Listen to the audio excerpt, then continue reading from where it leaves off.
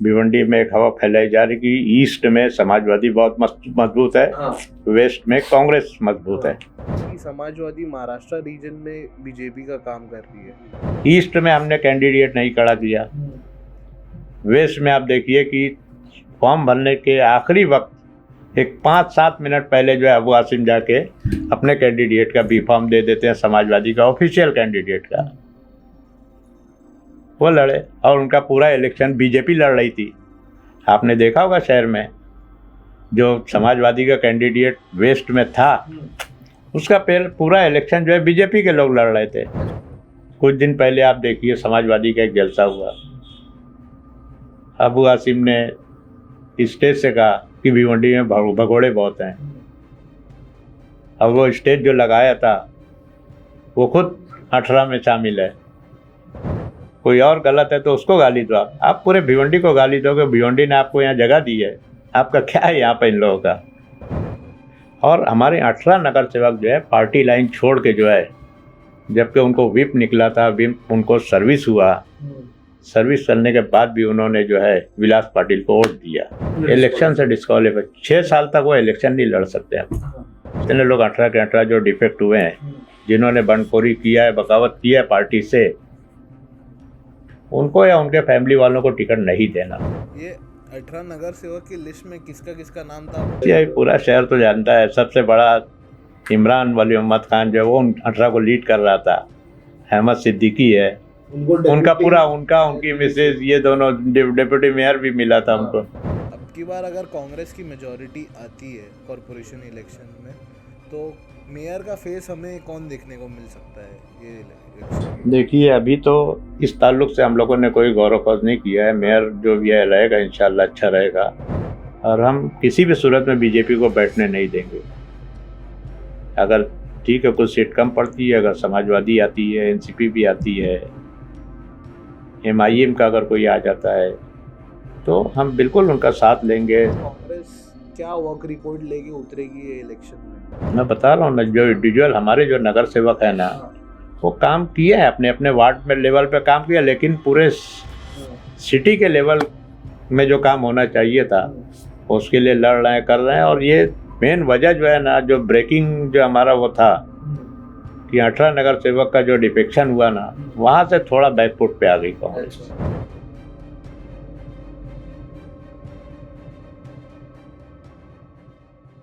Life in Bhiwandi की political podcast series में आप सभी का फिर से वेलकम है। आज हम जो एपिसोड शूट करने वाले हैं वो एक काफ़ी स्पेशल गेस्ट के साथ होने वाला है, क्योंकि ये भिवंडी के एक बहुत सीनियर लेवल के पॉलिटिशियन है, काफ़ी सालों से एक्टिव है। करंटली इनका मैं इंट्रोडक्शन दूँ तो ये भिवंडी के एक्स MLA भी है और फिलहाल Indian National Congress Bhiwandi district के प्रेसिडेंट भी है। I welcome on our podcast today advocate Rashid Tahir Momin. Hello sir, कैसे हैं आप? सर, इतने टाइम से हम ट्राई कर रहे हैं आपको अपने पॉडकास्ट पे लाने का, और फाइनली इतने टाइम के बाद आप हमारे पॉडकास्ट पे आए हैं, पहली बार लाइफ इन भिवंडी में आए हैं। आपको कैसा लग रहा है? हमारा सेटअप कैसा लगा? देखिए, अच्छा लग रहा है। पॉडकास्ट सोहेल भाई से हमारे पहले से ताल्लुकात हैं। हाँ मैं जब आप थोड़ा सा शॉर्ट में मेरा तारुफ करा है, हाँ मैं यहाँ नगर सेवक रहा, काउंसिलर रहा, हाँ। नगर अध्यक्ष रहा पूरे सिटी का। नहीं, तो आपकी उस एक वक्त से मेरा लोगों के साथ ताल्लुकात है और काम भी किया हमने। आपकी एक बहुत ब्रीफ पॉलिटिकल हिस्ट्री है। आपसे हम इतनी बात कर सकते हैं और इतने पॉलिटिकल डिस्कशन कर सकते हैं कि वक्त कम पड़ जाए, लेकिन आज जिस डिस्कशन के लिए हम मिले हैं, जो भिवंडी में अभी फ़िलहाल सबसे ट्रेंडिंग माहौल चल रहा है, वो भिवंडी कॉरपोरेशन इलेक्शन का चल रहा है। तो मैं आज ये आप लोगों को बताना चाहूँगा कि इनसे हम पॉलिटिक्स के बारे में इतनी बातें कर सकते हैं, लेकिन फ़िलहाल आज हमें भिवंडी कॉरपोरेशन इलेक्शन तक ही सीमित रहना पड़ेगा। तो चलिए ये पॉडकास्ट का एपिसोड स्टार्ट करते हैं।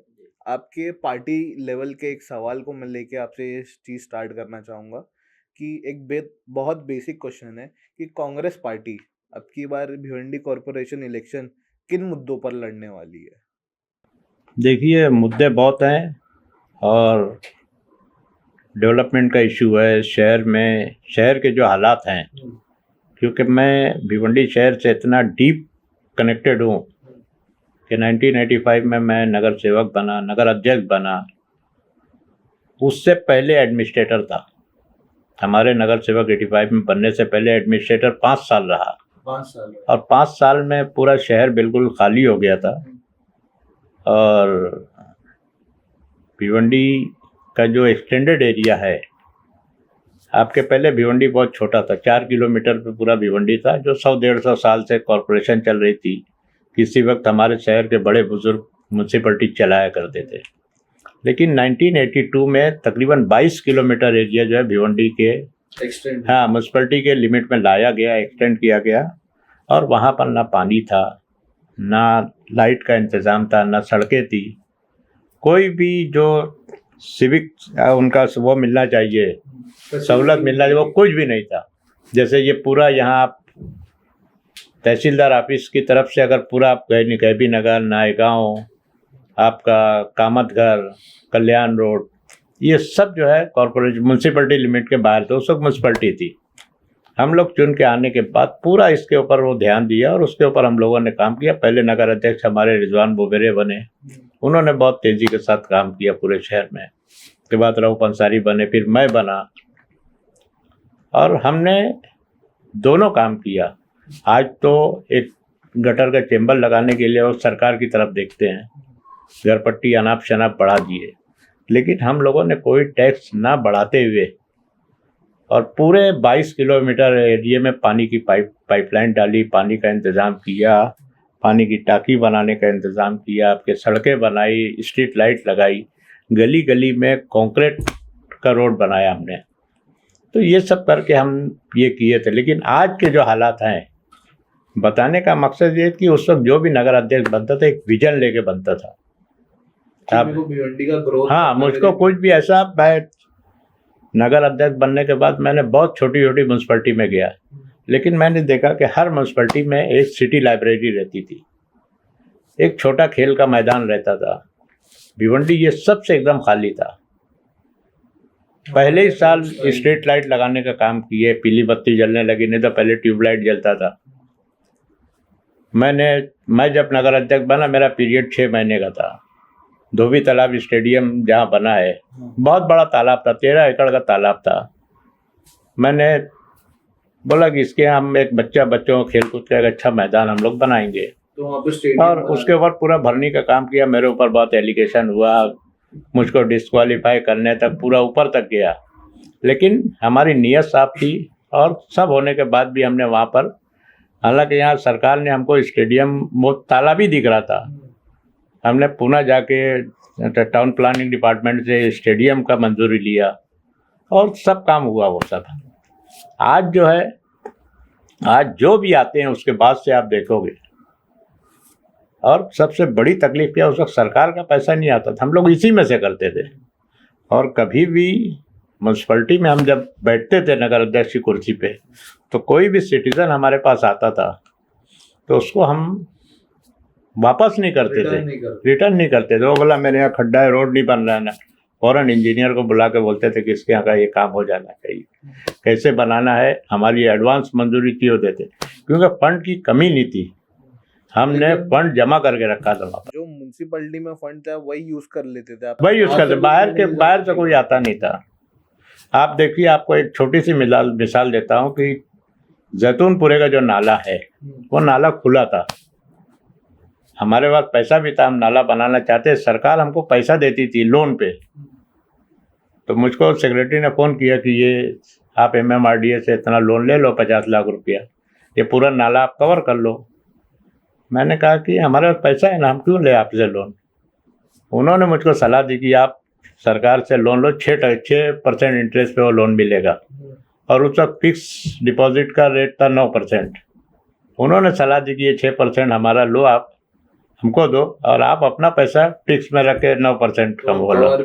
तो इस तरह से कहीं ना कहीं हम फाइनेंशियल स्टेबिलिटी म्यूनसिपलिटी में रखे थे। आज म्यूनसिपलिटी कर्ज में चल रही है, और आज कमिश्नर इतने बड़े 1000 करोड़ का बजट है।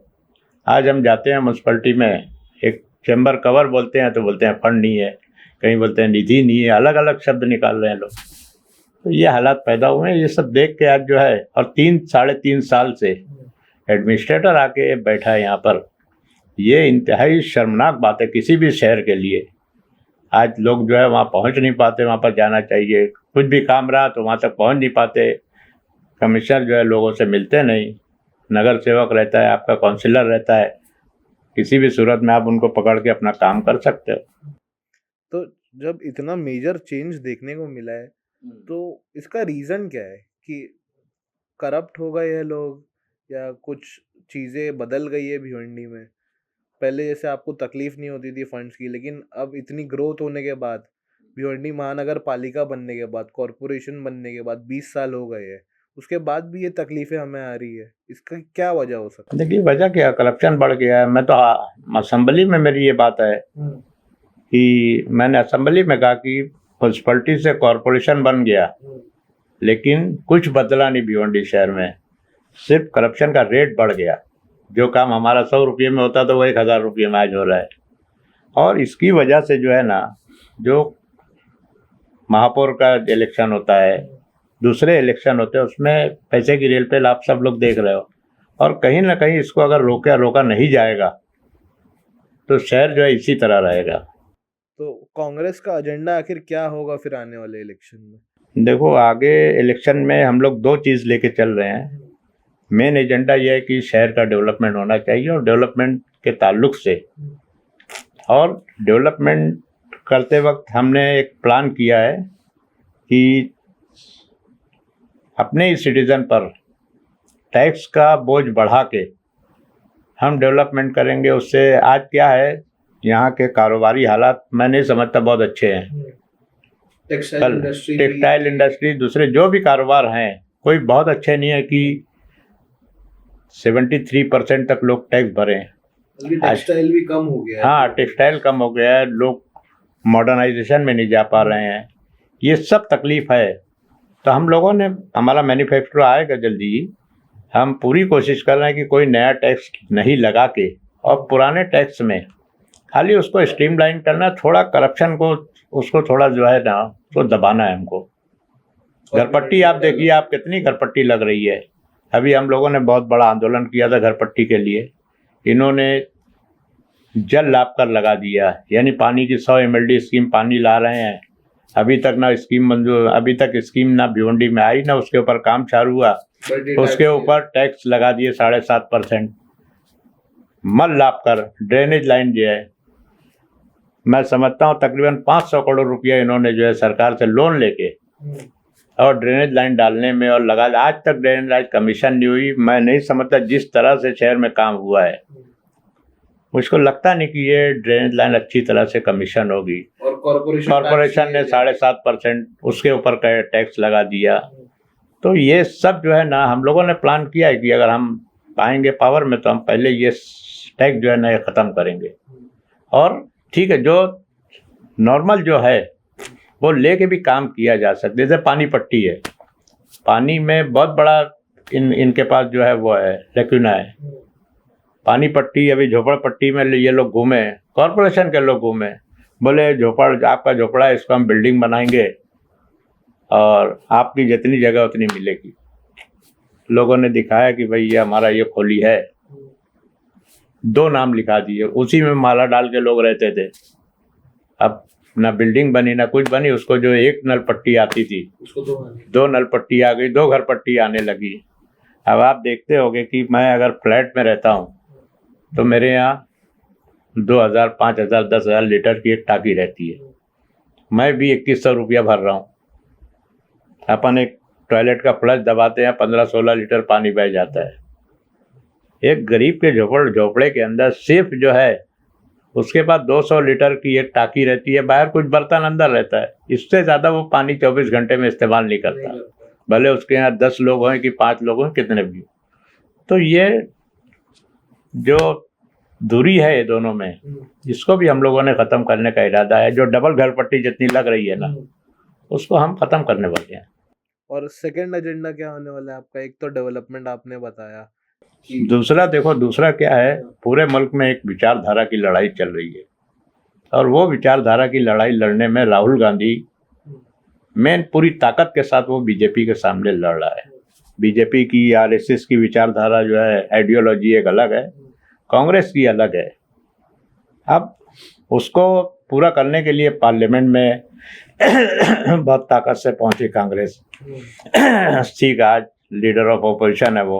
ये कौन सी विचारधारा की बात कर रहे हैं आप जिसके अगेंस्ट राहुल गांधी काम कर रहे हैं? आरएसएस की विचारधारा, यानी ये देश हिंदुओं का है। सीधा सीधा उनका बोलना है कि एक मजहब के लोग इस विचारधारा को मानने वाले हैं। और अलग अलग बातें होती हैं कि इन लोगों ने तो पाकिस्तान ले लिया, ये लिया, लेकिन ऐसा नहीं। हमारे पास तो ऑप्शन था कि हम या तो पाकिस्तान चले जाएं। हमने चुना है यहाँ पर, इनके पास तो ऑप्शन नहीं था। तो ये जो लड़ाई है आज राहुल गांधी को ताकत देने के लिए, आज देखिए वोट चोरी का मुद्दा चल रहा है, जगह जगह इलेक्शन हो रहा है, कांग्रेस हार रही है और कहीं ना कहीं मैनिपुलेशन से हार रही है सब ये। बिल्कुल। और कांग्रेस को ताकत देने के लिए हमको ग्राम पंचायत लेवल से ताकत देने की जरूरत है। अगर हर तरफ हम अपने इश्यूज लेके, हाँ बस नीचे से देखें, तो हमारा दूसरा मुद्दा यही है कि हम नीचे से जो है ना कांग्रेस और राहुल गांधी को ताकत अगर देने का काम करेंगे तो एक दिन इंशाअल्लाह ताला ये जो है कांग्रेस एक दिन पावर में आएगी। उससे मिली जुली जो पार्टियां हैं, ये समाजवादी यूपी में बहुत अच्छा काम कर रही है, लेकिन वही समाजवादी जो है महाराष्ट्र में आके ये बीजेपी के हाथ में खेल रही है। मैं क्लियर बोलता हूँ ये सब बातें। तो अब की बार कितने सीट्स पे कांग्रेस चुनाव लड़ने वाली है? देखो, सीट्स तो मेरा जहाँ तक अंदाज, हमारी पूरी कोशिश है कि पूरे 90 सीट पे हम इलेक्शन लड़ें। हमारा फॉर्म, आज हमने फॉर्म सबसे पहले शुरू किया और अभी तक मैं समझता हूँ कि तकरीबन 160 फॉर्म हमारे यहाँ से गए हैं। और एक बात बहुत अच्छी है कि एक जनरल भिवंडी में एक हवा फैलाई जा रही कि ईस्ट में समाजवादी बहुत मजबूत है, वेस्ट में कांग्रेस मजबूत है। लेकिन आप देखोगे कि मैं जब पहली मर्तबा एमएलए रहा तो ईस्ट वेस्ट दोनों था और इवन पूरा ग्रामीण था। मतलब ईस्ट वेस्ट अलग नहीं था और हाँ, और ग्रामीण भी था, पूरा भिवंडी में था। तकरीबन 5 लाख के करीब वोटर थे उस वक्त। और पॉपुलेशन का अगर आप वो देखोगे ना डिवीजन, तो उस वक्त तकरीबन 23-24% मुस्लिम थे पूरे कॉन्स्टिट्यूंसी में और बाकी 75% जो है नॉन मुस्लिम थे।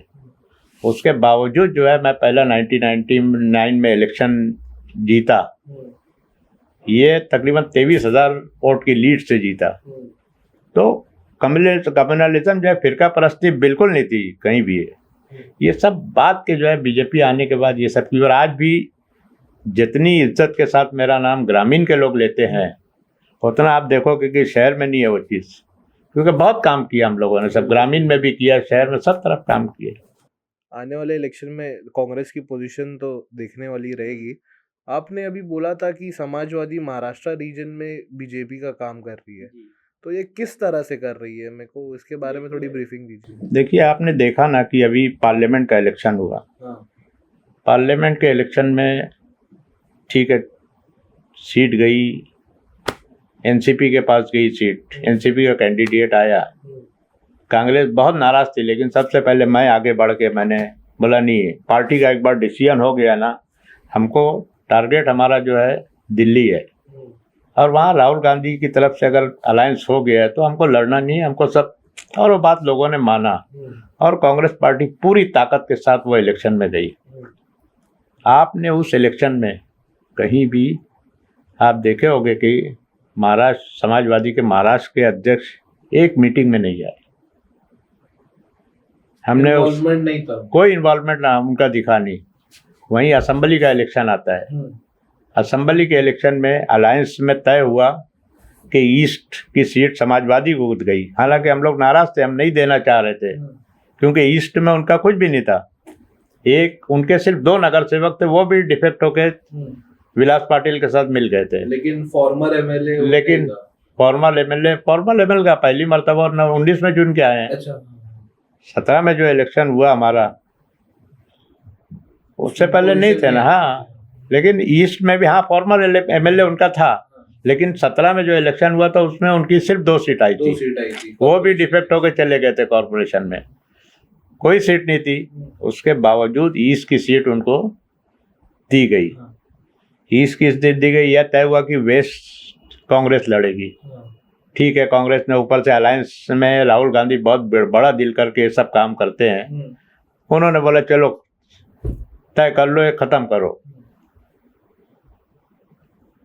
ईस्ट में हमने कैंडिडेट नहीं खड़ा किया। वेस्ट में आप देखिए कि फॉर्म भरने के आखिरी वक्त एक 5-7 मिनट पहले जो है अबू आसिम जाके अपने कैंडिडेट का बी फॉर्म दे देते हैं, समाजवादी का ऑफिशियल कैंडिडेट का। वो लड़े और उनका पूरा इलेक्शन बीजेपी लड़ रही थी। आपने देखा होगा शहर में जो समाजवादी का कैंडिडेट वेस्ट में था, उसका पूरा इलेक्शन जो है बीजेपी के लोग लड़ रहे थे। अच्छा, ये चीज करने का रीजन क्या था उनका? मतलब रीजन ये कि हमारा वोट तोड़ना, कहीं ना कहीं, मतलब कहीं ना कहीं मुस्लिम वोट को जो है ना डिवाइड करना, ये उनका मेन रीजन था। और आप देखते होंगे कि इनका जो रोल जो रहता है ना, जैसा उनको, जैसे मैंने कहा कि दिल्ली में जो है समाजवादी पूरी ईमानदारी के साथ जो है राहुल गांधी के साथ, इंडिया अलायंस के साथ खड़ी है, वहीं महाराष्ट्र में जो है उनका अध्यक्ष जो है आपके जो है भारतीय जनता पार्टी के साथ खड़ा है। और वो प्रैक्टिकली वो दिखा भी रहे हैं हर चीज़ को। जहाँ जहाँ अगर कांग्रेस का रहता है ना, जैसे एमआईएम है, एमआईएम देखिए ना, हैदराबाद में 7 सीट लड़ती है और जाती है बिहार में, जाती है तो बोलती है कि हम 200 सीट लड़ेंगे, यूपी में भी बोले हम 100 सीट लड़ेंगे। तो ये कहीं ना कहीं सेकुलर वोट को तोड़ने का है लोग। ठीक है, अच्छे हैं ये लोग, बोलते हैं हर इशू के ऊपर, लेकिन जब इलेक्शन का था कहीं ना कहीं बैठना तो चाहिए इनको। लेकिन समाजवादी बीजेपी का इलेक्शन लड़ रही है तो बहुत बड़ा एलिगेशन है उनके। नहीं है, सही है ना। आप देखिए ना महाराष्ट्र की पॉलिटिक्स देखिए ना भाई। आपने पार्लियामेंट के इलेक्शन में इंडिया अलायंस पूरी ताकत के साथ लड़ रहा था कि देश में जो है मोदी का खात्मा होगा, इस ताकत से। उस इलेक्शन में आपने कहीं देखा अबू आसिम को? ना भिवंडी में देखा, ना महाराष्ट्र में देखा, ना यूपी में देखा। आप कहाँ देखे बताओ आप? असेंबली के इलेक्शन में जो है वो लोग यहाँ खड़ा कर दिए, मालेगांव में खड़ा कर दिए, कहीं और कहीं जगह खड़ा कर दिया। और कैसे कांग्रेस के लोग गिरे, यही काम करते हैं। और जिस दिन रिजल्ट निकला सेशन में, जिस दिन शपथ विधि थी एमएलएस की, कांग्रेस को तो 18-20 ही सीट मिली, समाजवादी के 2 एमएलए आए।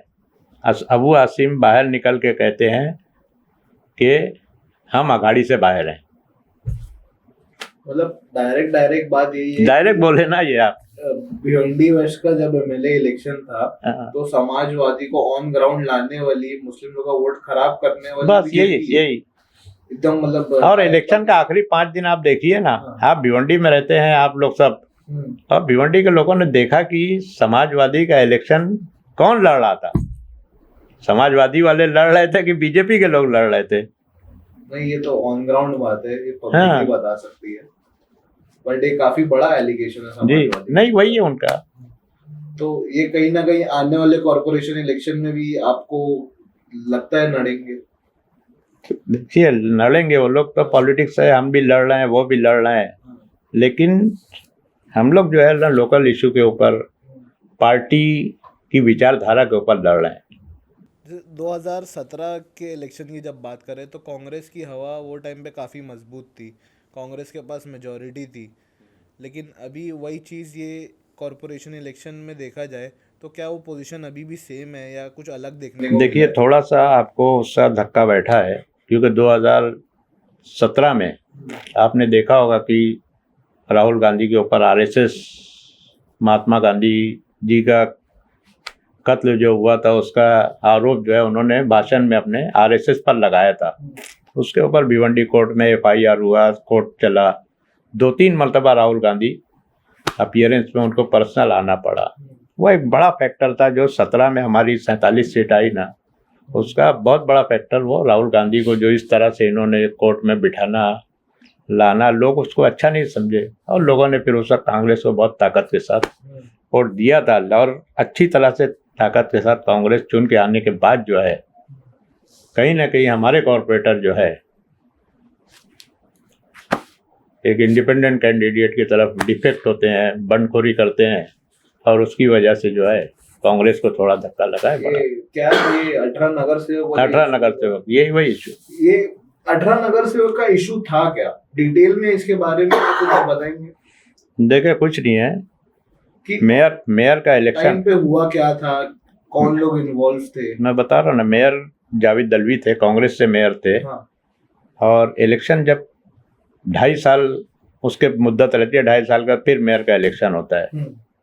2.5 साल की मुद्दत पूरा होने के बाद जो है इंडिपेंडेंट कोणार्क अघाड़ी से विलास पाटिल थे, उन्होंने अपना इलेक्शन लड़ने का वो जाहिर किया और उन्होंने कुछ, हमारी भी कुछ थोड़ा सा कमी रही होगी कि जो चलता है वो मैं बहुत खुल के बात नहीं कर सकता, लेकिन कहीं ना कहीं उसमें हमारे लोग थोड़ा कम पड़े होंगे।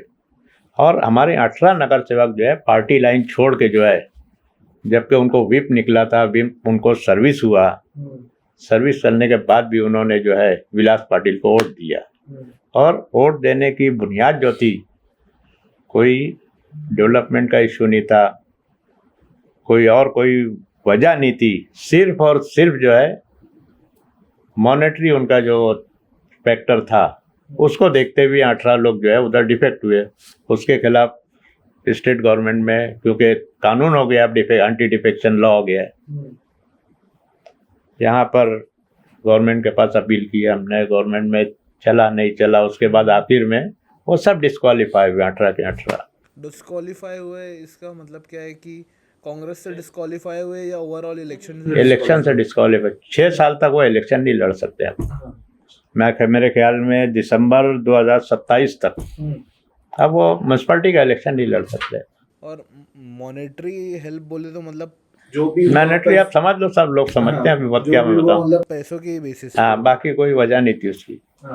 तो जब ये इनका डिस्क्वालिफिकेशन का आया, तो जब तो समझ लो टर्म ख़त्म होने को था, वो वक्त काफ़ी लोगों के बीच में नाराज़गी भी थी। वो नाराज़गी अभी तक है या कहीं ना कहीं वो वक्त के साथ खत्म? देखिए, टर्म खत्म होने का क्या, जब डिस्क्वालीफाई हुए तो मेरे ख्याल में काउंसिल डिसॉल्व हो चुकी थी। नाराजगी लेकिन वो है कि एक कांग्रेस पार्टी के नाम पे लोग चुन के आए थे, इतनी बड़ी तादाद में राहुल गांधी के नाम पे चुन के आए थे, और आने के बाद इस तरह से अपने पर्सनल इंटरेस्ट के लिए जो है इस तरह से पार्टी को धोखा दे के जाना, तो इससे पब्लिक तो नाराज है उनको। और कांग्रेस पार्टी में हमने तो रिपोर्ट ऊपर दे दी है, सब ऊपर देखते हैं अब क्या फैसला होता है। लेकिन आज की तारीख में हमारा ऐसा इरादा है कि जितने लोग 18 के 18 जो डिफेक्ट हुए हैं, जिन्होंने बंडखोरी किया है, बगावत किया है पार्टी से, उनको या उनके फैमिली वालों को टिकट नहीं देना। उनको तो टिकट मिलेगा ही नहीं, क्योंकि वो डिस्क्वालीफाई लड़ नहीं सकते, लेकिन उनके फैमिली को भी नहीं देने का पार्टी आके देखो क्या डिसीजन लेती है।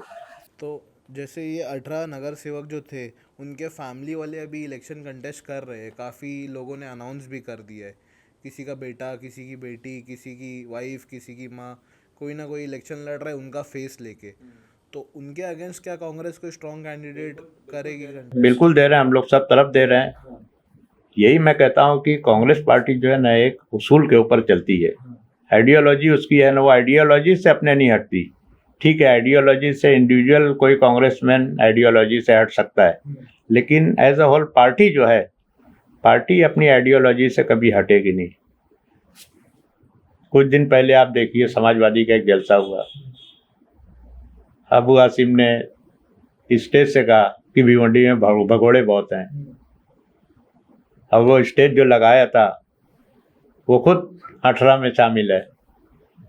उसका जवाब हमने दिया भी कि भगोड़े का नाम देना, भिवंडी को आप गाली मत दो, आप इंडिविजुअल गाली दो। रशीद ताहिर अगर गलत है तो रशीद ताहिर को आप गाली दो, कोई और गलत है तो उसको गाली दो। आप पूरे भिवंडी को गाली दो कि भिवंडी ने आपको यहाँ जगह दी है, आपका क्या है यहाँ पर इन लोगों का।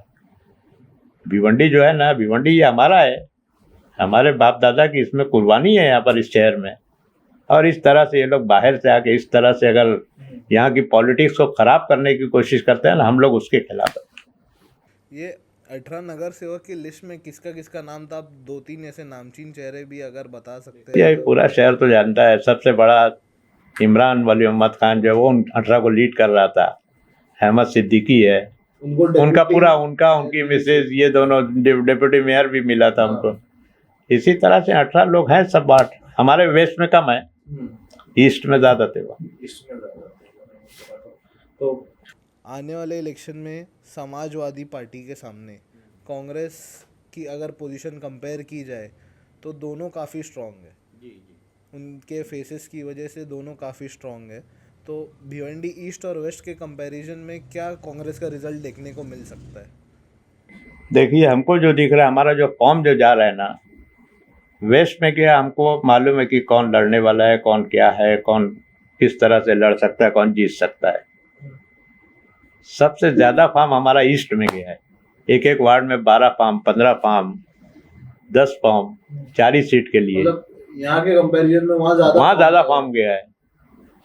लेकिन यहाँ पे हमारा बेस है, तो यहाँ हम लोग थोड़ा सा कॉन्फिडेंट है कि भाई ये भी आएगी और उधर भी हमारी अच्छी सीट आएगी। देखिए, जो है इलेक्शन के टाइम ही समझ में आएगा हमें। एक सवाल और दिमाग में आता है कि ये जो कॉरपोरेशन इलेक्शन होते हैं, ये नगर सेवक बनने के लिए होते हैं या मेयर बैठाने के लिए ज़्यादा टारगेटेड होते हैं? आपका ये सवाल सही है, क्योंकि लोग यही समझ के मेयर बैठाने का टारगेट लेके चलते हैं। तो अगर हालांकि चलना चाहिए, नगर सेवक जो रहता है ना, वो हेतु से लोग को काम करना चाहिए, लेकिन वो हेतु से काम सब तरफ नहीं होता। ये ग्राउंड लेवल का इलेक्शन है, ग्राउंड लेवल का ये बेस है ना आपका, लेकिन ज्यादा फोकस फिर मेयर बनने पे आता है। बस वही है, उसी में चलता है। और फिर उसमें जो है ना, जो कुछ खेल चलता है ये भिवंडी के अलावा कहीं नहीं चलता है। हम लोग यही चीज़ ख़त्म करना चाहते हैं। आप देखिए कि भिवंडी का मेयर का इलेक्शन होता है तो लोग कहीं बाहर निकल जाते हैं सब नगर सेवक। ये आपके कल्याण में नहीं होता। कल्याण भी कॉरपोरेशन है, मुंबई कॉरपोरेशन है, ये सब कोई बाहर नहीं जाता। पार्टी डिसीजन लेती है कि भाई मेयर जिसका बनेगा किसके साथ मिल के बनेगा और कौन बनाएगा, और फिर सब वोट देते हैं घर बैठ के। यहाँ लेकिन अलग ही चीज, यहाँ अलग चीज़ चल जाती है, उसको ख़त्म करना है यहाँ पे। और जब तक ये चलेगा ना, ये शहर का नुकसान होता रहेगा, क्योंकि जो पैसे का खेल जो यहाँ चलता है वो ख़त्म होना चाहिए। करप्शन का 10 रुपया करप्शन का निकालने के लिए 100 रुपये का करप्शन करना पड़ता है हमको, सीधी बात है। और इस तरह शहर पूरा खाली हो गया। आज भिवंडी कर्ज में है। पूरा जो टैक्स जमा होता है, टैक्स देखो कितना टैक्स भरते हैं हमारे लोग, इतना टैक्स। पहले कोई डेवलपमेंट चार्ज नहीं लेते थे हम लोग, नगर अध्यक्ष है ना, फिर भी 2-3-4 करोड़ रुपया बैलेंस पड़ा रहता था, कोई भी काम आए कर देते थे। आज कोई भी काम करने से पहले सोचना पड़ता है कि पैसा कहाँ से आएगा। हाँ, सरकार की तरफ देखते हैं, कोई मंत्री की तरफ देखते हैं, तो ये हालत हो गई है।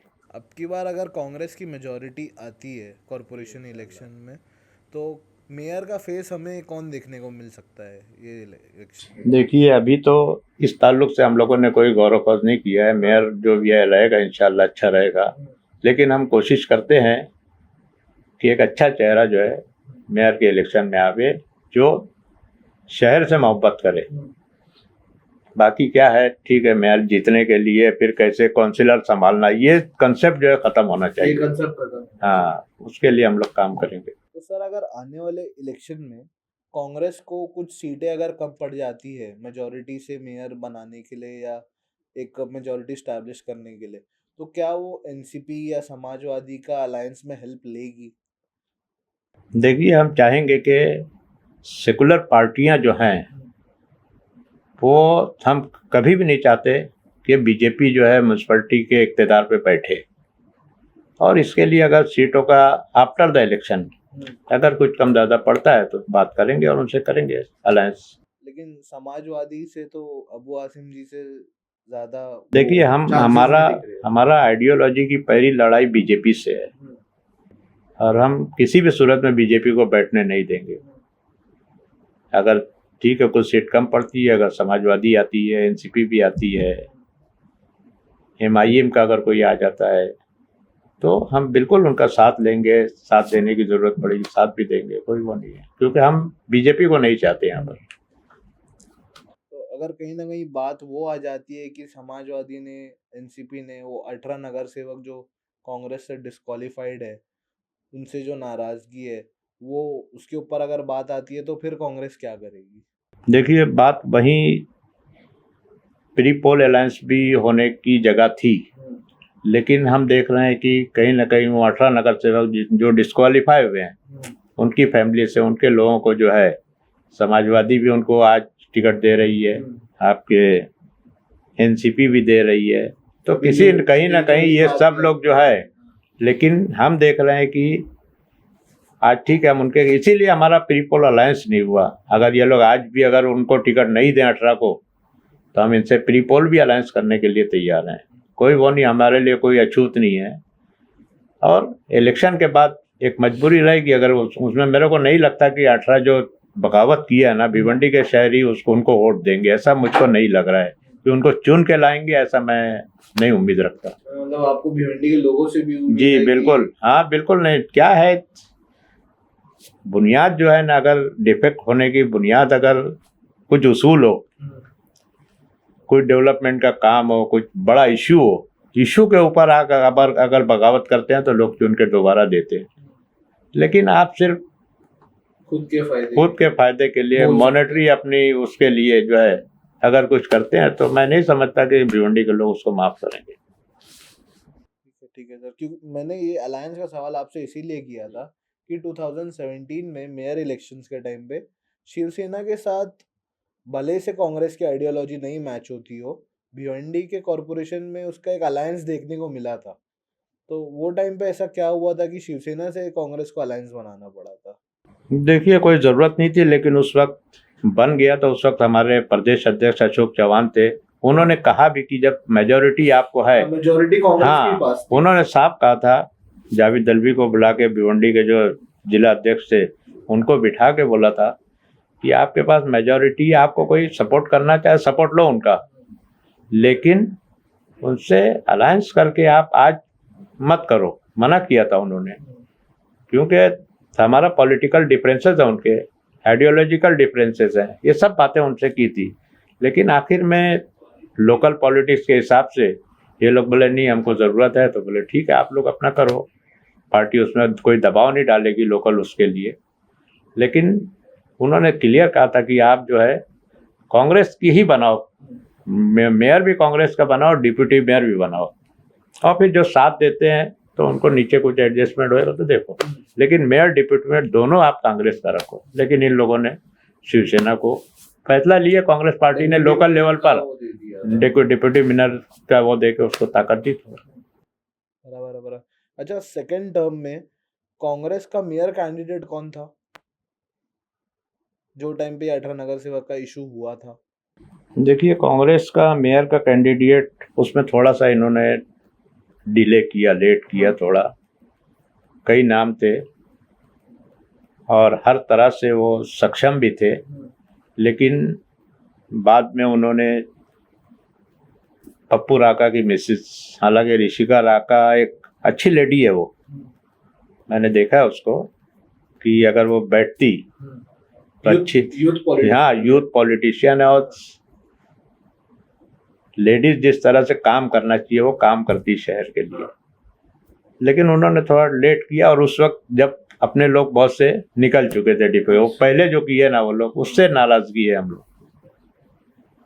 ठीक है सर, तो आने वाले इलेक्शन की बात की जाए तो जब यूथ पॉलिटिशियन की बात आई गई है, तो क्या लगता है आपको कि भिवंडी को नए लीडरशिप की ज़रूरत है, या कुछ पुराने नेता लोग ही चेंज लाने की कैपेसिटी रखते हैं हमारे यहाँ? देखिए, तजुर्बा कुछ अच्छा नहीं है पुराने लीडर्स का, सब नए लीडर, नए यूथ जो है ना वो आना चाहिए पॉलिटिक्स में। हम लोग कोशिश ये कर रहे हैं कि टिकट जो हमारा डिस्ट्रीब्यूशन है, ज़्यादा टिकट हम लोग यूथ को देने की कोशिश कर रहे हैं हम लोग। और अगर ये लोग चुन के आते हैं, इनकी सोच अच्छी है, फ्रेश हैं ये लोग, तो हमारी कोशिश ये है कि अगर नई लीडरशिप आती है, क्योंकि आगे जो है, आगे असेंबली का इलेक्शन आएगा, पार्लियामेंट का इलेक्शन आएगा, ये सब में सेकंड जनरेशन की लीडरशिप तैयार करने की हमारे शहर को बहुत ज़रूरत है। आज भी हम लोग उसी लेवल पे चल रहे हैं, अभी तक सेकंड जनरेशन की लीडरशिप तैयार नहीं हो रही हमारे यहाँ। और उसकी मेन वजह यह है कि भारतीय जनता पार्टी और कुछ और लोगों के ज़रिए समाज में पैसे का इतना रेलपेल करके रखे हैं ना कि नई लीडरशिप तैयार नहीं हो पा रही है उसमें।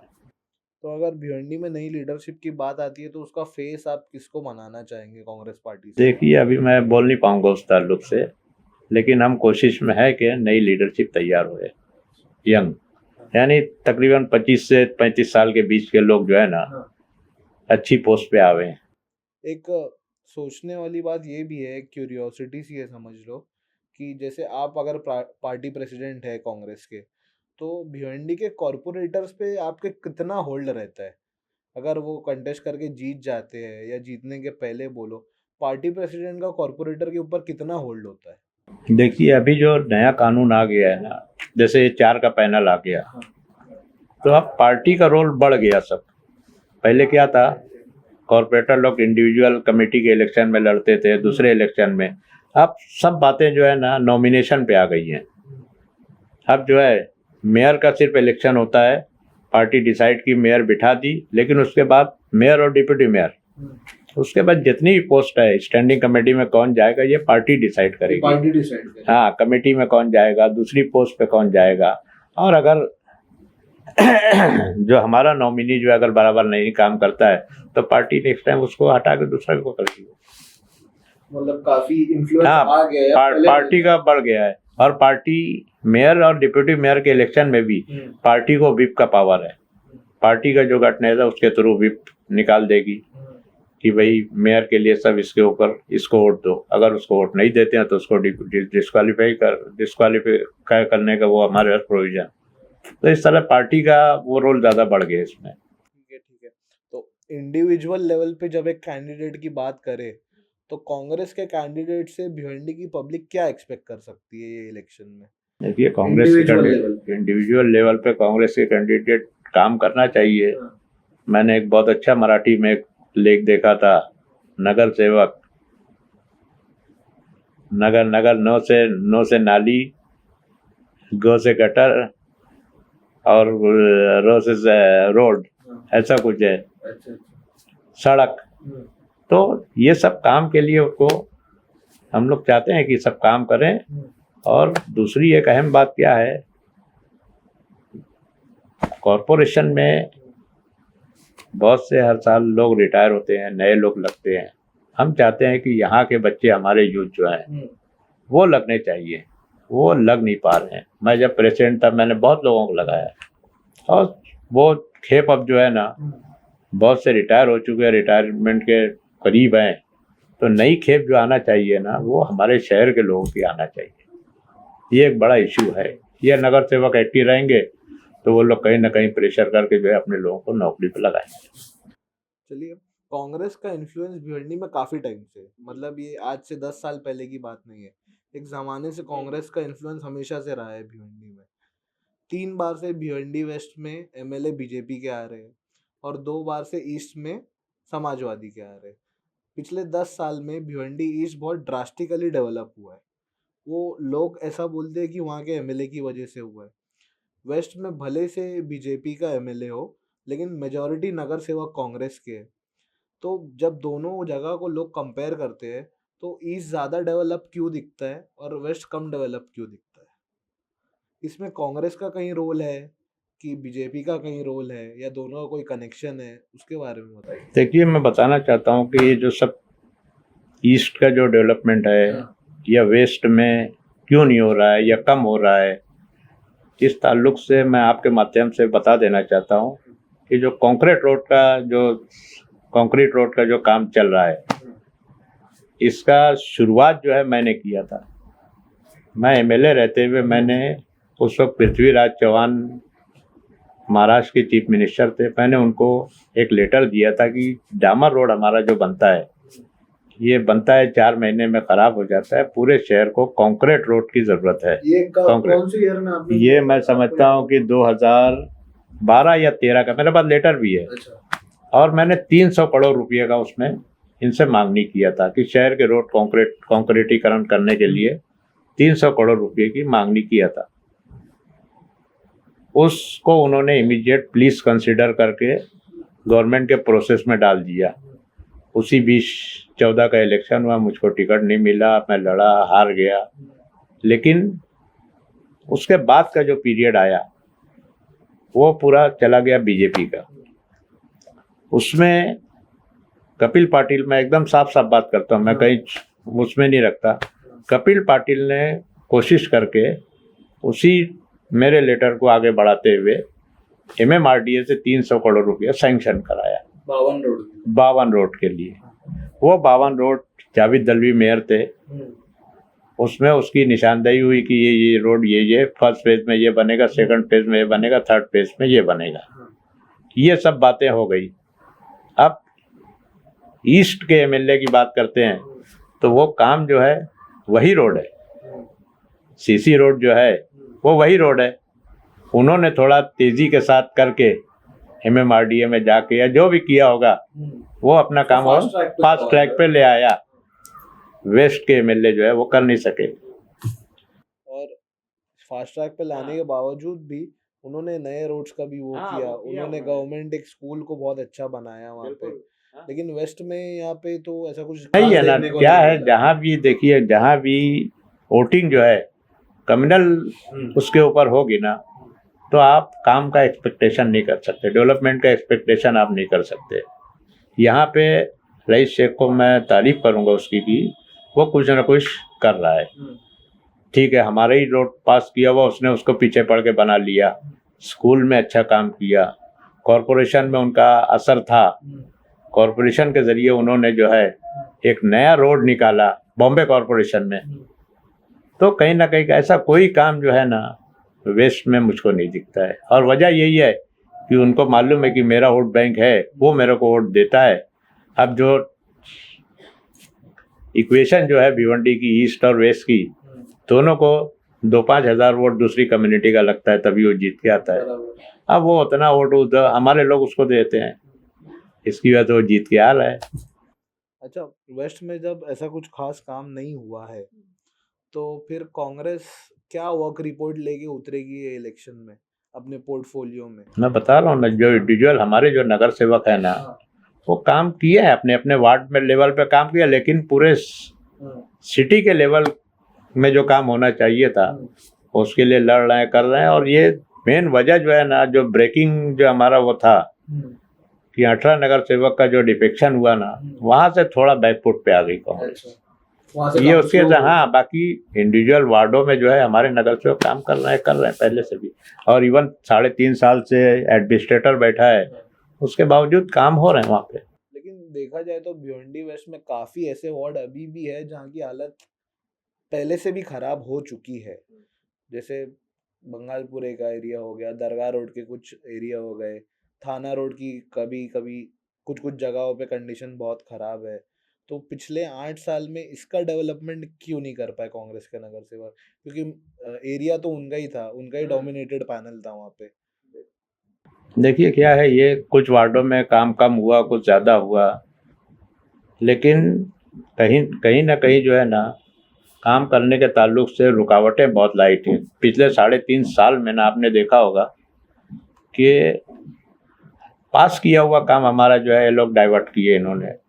अभी हमारे यहाँ डिसॉल्व होने के बाद, हाँ, बॉडी डिसॉल्व होने के बाद हमारे यहाँ एक रोड का काम था, क्या नाम है, कारोली रोड, पेट्रोल पंप से लेके जो है सिद्दीकी वकील के बंगले तक का था। 5 करोड़ का एस्टिमेट था। सब 3-4 साल से हमारे भाई जिंदा थे, उन्होंने उस वक्त से सब मंजूर करा के रखा था। आज जो है, अभी मुझको जब कंक्रीट रोड का सब टेंडर फाइनल होने का काम आया तो मालूम पड़ा कि आमदार ने जो है वो रोड जो है कामत घर में शिफ्ट कर दिया। तो कहीं ना कहीं बीजेपी जो है सब उससे जो प्रोसीजर रहता है उससे हट के जो है मनमानी तौर पे काम करते हैं सब। तो ये कहीं ना कहीं थोड़ा सा रुकावट है ये सब काम आपने इलेक्शन के ताल्लुक से भी बोला कि हमारे जो भिवंडी वेस्ट के एमएलए है वो कहीं ना कहीं कम्युनल राजनीति का भी इस्तेमाल करते हैं अपने कैंपेन में, उसकी वजह से ही वो आते आगे। तो ये पॉडकास्ट एंड करने से पहले मैं आपसे यही बोलना चाहूँगा कि भिवंडी के लोगों को आने वाले जो भिवंडी इलेक्शन है उसके ताल्लुक से आप एक मैसेज दे कि क्या आपको ध्यान में रखना है और वोट किस बेसिस पे आपको अपने कैंडिडेट को देना है। देखिए, एक ही बात करेंगे हम कि कैंडिडेट का सिलेक्शन करने से पहले ना आप दोनों चीज़ें देखें कि एक तो कैंडिडेट आप जिसको सिलेक्ट कर रहे हो वो आपके वार्ड के ताल्लुक से, आपके पर्सनल ताल्लुक से कितना ईमानदार है, दयानतदार है, कितनी ईमानदारी के साथ आपके वार्ड का और आप लोगों का काम कर सकता है, या उसके अंदर कितनी काम करने की सलाहियत है, काबिलियत है। ये देखने के अलावा ना एक आइडियोलॉजी का फैक्टर बहुत बड़ा है। जैसे मैंने कहा कि जो कुछ खाली कम्युनल जो बात करके लोगों को तोड़ने का काम करते हैं, मैं बहुत साफ साफ कुछ कहता हूँ, कई भाषण में मैं कहता हूँ कि कुछ लोग जो है वो वोट कटुआ बोलते हैं यूपी में, सिर्फ वोट काटने का ही काम करते हैं। तो ऐसे लोग से होशियार रह के आप आइडियोलॉजी, आज जो लड़ाई चल रही है पूरे मुल्क में ना, ये सीधा सीधा राहुल गांधी और मोदी की लड़ाई चल रही है। और जितनी ताकत के साथ राहुल गांधी लड़ रहा है बीजेपी से या मोदी या उनके लोगों से, उतनी ताकत के साथ इंडिया में कोई भी लीडर जो है, आपने देखा होगा कि नहीं लड़ रहा है। अभी वक्फ बोर्ड का इतना बड़ा मामला हुआ, उसके इलेक्शन का रिजल्ट देखे हमने, कहीं ना कहीं एनसीपी, हालांकि शरद पवार जी इंडिया अलायंस में खड़े हैं, सोनिया गांधी की उम्र जो 80 साल होने को आई है, वो रात में 2:30 बजे तक पार्लियामेंट में बैठ के वोटिंग में हिस्सा ली। और हमारे जो है एमपी जो है वो एब्सेंट रहे एनसीपी के। तो कहीं ना कहीं ये जो आइडियोलॉजी की जो लड़ाई चल रही है, जबकि एमपी को चुन के देने में सबसे बड़ा रोल जो है मुस्लिम माइनॉरिटी का, भिवंडी का था। मैं भिवंडी को बोलता हूँ, माइनॉरिटी जाने दो, मुस्लिम जाने दो, भिवंडी का रोल बड़ा था, क्योंकि 6 असेंबली कॉन्स्टिट्यूएंसी में से 4 में वो माइनस में थे। भिवंडी जब जब काउंटिंग चालू हुई तो वो 66,000 की लीड लेके जीती। वो चारों कवर करके, चारों का जो गैप था वो भर के उसके बाद 66,000 की लीड मिली। तो कहीं ना कहीं उनको इसका ख्याल रखना चाहिए था। तो ये हाँ, उसका ख्याल नहीं रखा। वाइस प्रेसिडेंट का इलेक्शन हुआ, कांग्रेस के 100 के करीब लोकसभा के मेंबर, एक भी एमपी जो है क्रॉस नहीं किया। दूसरे जो पार्टी हैं, लेकिन एनसीपी के जो है 10 में से 8 एमपी क्रॉस वोटिंग किए। तो कहीं ना कहीं जब तक आप जो है अपनी आइडियोलॉजी को मजबूत नहीं करोगे, और ऊपर सरकार में जब तक सेकुलरिज्म और कॉन्स्टिट्यूशन की बालादस्ती नहीं आएगी ना, हम बहुत कुछ अपने लोगों को नहीं दे सकते। नहीं, मैं आपकी बातों से ये भी समझ रहा हूँ कि जब आपको अलायंस ने इतना सपोर्ट किया तो आपने फिर वो चीज़ का ध्यान रखना चाहिए था। सिर्फ अपने फायदे के लिए उन्होंने वो किया। हाँ, अपना फायदा देखते हुए उन्होंने और चीज़ों का ख्याल नहीं रखा। आप ये बोलना चाहते तो ये इलेक्शन में मैं चाहूँगा कि जो आप वोटिंग में जब जाएं तो दोनों बातों का ध्यान रखें। एक तो राहुल गांधी को ताकत देना है हमको नीचे से, क्योंकि आगे असेंबली आएगा, 2029 का इलेक्शन आएगा। और ये भी देखो कि आप जिस उम्मीदवार को चुन के दे रहे हो वो आपका काम कितना करेगा, कैसे करेगा, उसके अंदर सलाहियत भी है कि नहीं काम करके देने की। और बिल्कुल मैं आज फिर ये बात कहूँगा, बीच में भी कहा मैंने कि जो लोग पार्टी के नाम पे किसी भी पार्टी से आए, पार्टी के नाम से चुन के आने के बाद अगर उसी पार्टी से अगर बगावत करते हैं, तो ऐसे लोग को मैं चाहूँगा कि ऐसे लोग को आप लोग वोटिंग में ना दें। सिस्टम बदलने के लिए सोच बदलना भी बहुत ज़रूरी है। ठीक है, काफ़ी अच्छा डिस्कशन हुआ आपके साथ। Thank you so much sir. ये पॉडकास्ट एपिसोड को यहीं पे ख़त्म करते हैं। इनके साथ जो डिस्कशन हुआ वो काफ़ी मीनिंगफुल था। बहुत सारे फैक्ट्स जो नहीं लोगों को पता थे उन्होंने ये चीज़ बताई है। भिवंडी की एक ब्रीफ हिस्ट्री के बारे में भी स्टार्ट में हमारे साथ बात की है। तो बहुत अच्छा पॉडकास्ट रहा है। आई होप कि भिवंडी के लोगों को भी हेल्प करेगा। आप वीडियो को लाइक करिए, शेयर करिए, चैनल को सब्सक्राइब करिए और हमारे साथ बने रहिए। और पॉडकास्ट के लिए कमेंट में ज़रूर बताइएगा नेक्स्ट गेस्ट हम हमारे पॉडकास्ट पे किसे बुला सकते हैं और आप किसे बुलाना चाहते हैं। Thank you so much. और अपना ओपिनियन भी कमेंट में दें। और अपना ओपिनियन आने वाले इलेक्शंस के बारे में, पॉडकास्ट के बारे में ज़रूर कमेंट में बताएं। Thank you so much.